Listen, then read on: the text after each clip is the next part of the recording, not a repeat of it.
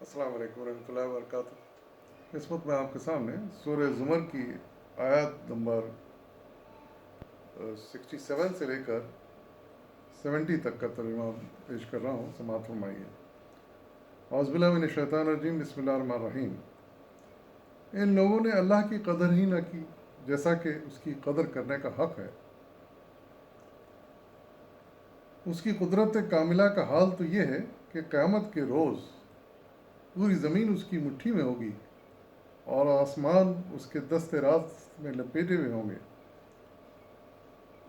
پاک اور بالا تر ہے وہ اس شرک سے جو یہ لوگ کرتے ہیں۔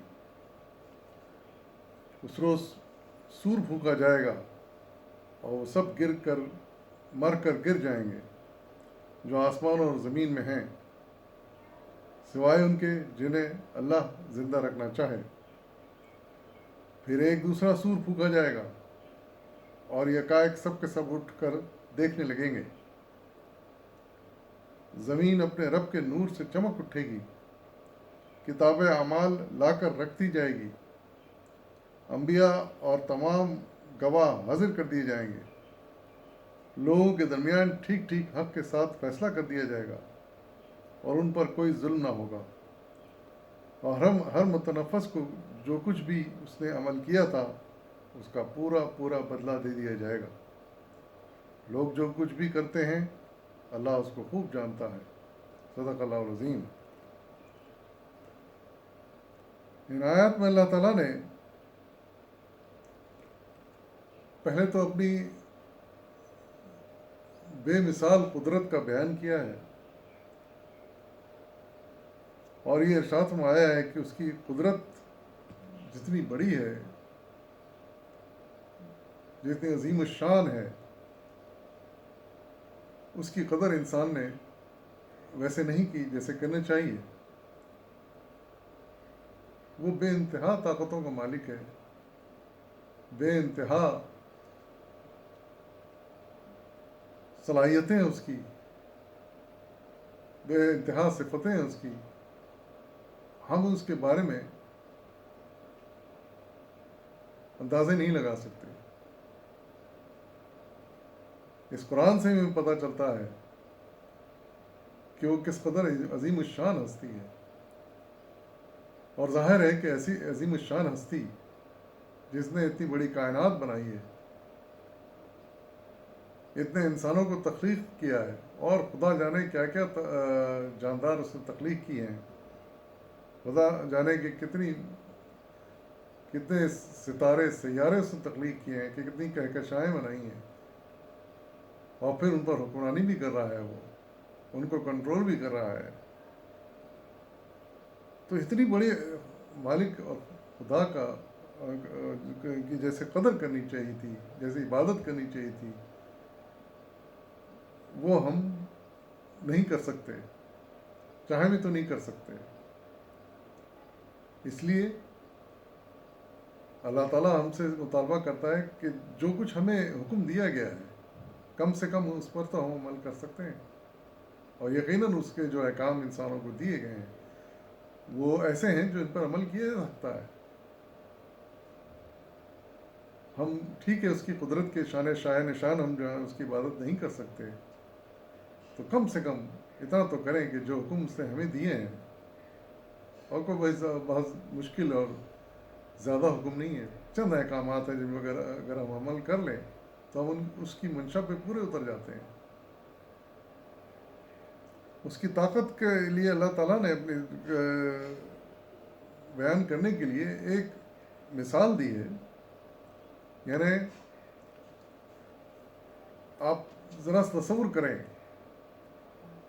قیامت کے دن یعنی یہ حال ہوگا کہ زمین اس کی مٹھی میں ہوگی۔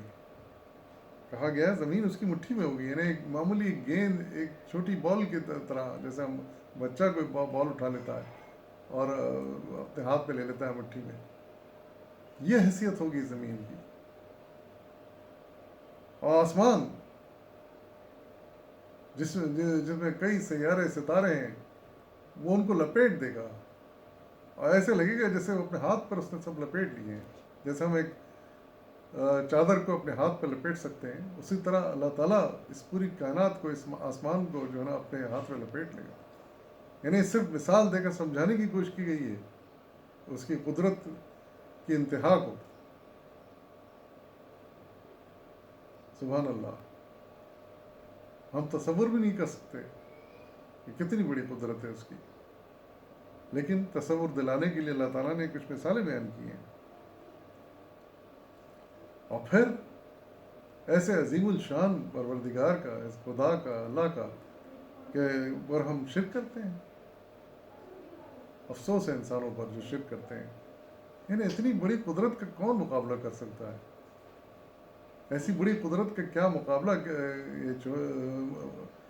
جن چیزوں کو یہ شرک میں استعمال کرتے ہیں، جن کو شریک کرتے ہیں اللہ کا، کیا مقابلہ؟ یہ تو کوئی حیثیت ہی نہیں رکھتے. پھر کچھ احوال اللہ تعالیٰ قیامت کے دن کا ارشاد فرما رہے ہیں کہ اس دن، قیامت کے دن 2 سور پھونکے جائیں گے. ایک سور جب پہلا جب پھونکا جائے گا تو جتنی جاندار مخلوق ہے آسمانوں اور زمین میں، سب مر جائیں گے، سوائے ان کے جیسے اللہ زندہ رکھنا چاہے. اور غالباً اس سے مراد صرف فرشتے ہیں جو اللہ تعالیٰ کے شروع سے ہیں ساتھ اور آخر تک ہمیشہ رہیں گے. شاید ان کو موت نہ آئے، لیکن بہرحال کچھ ایسے ہوں گے جو کہ جن کو موت نہیں آئے گی، لیکن باقی تمام انسان، جنات اور دوسری تمام جاندار مخلوق مر جائے گی، ختم ہو جائے گی. اور پھر اس کے بعد دوسرا سور پھونکا جائے گا، جس کے بعد یہ سب جاندار مخلوق دوبارہ زندہ ہو جائے گی. انسان، دوسروں کا حال تو ہمیں نہیں معلوم، لیکن انسان چونکہ ہوش و حواس رکھتا ہے، عقل رکھتا ہے، وہ سب اٹھ کے حیران ہوں گے کہ یہ کیا ہوا.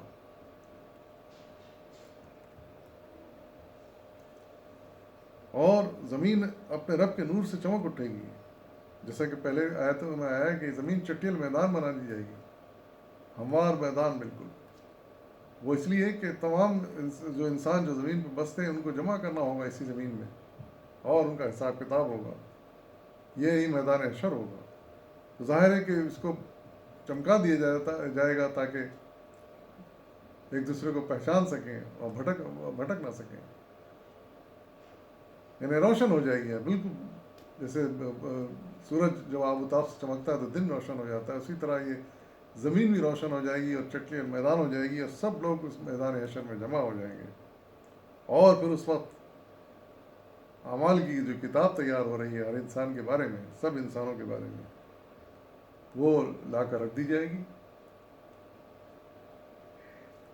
تمام انبیاء جو حضرت آدم علیہ السلام سے لے کر صلی اللہ علیہ وسلم تک سب تشریف لائیں گے، سب اس وقت وہاں موجود ہوں گے، ان کی امتیں موجود ہوں گی، اور پھر حساب کتاب کا سلسلہ شروع ہوگا.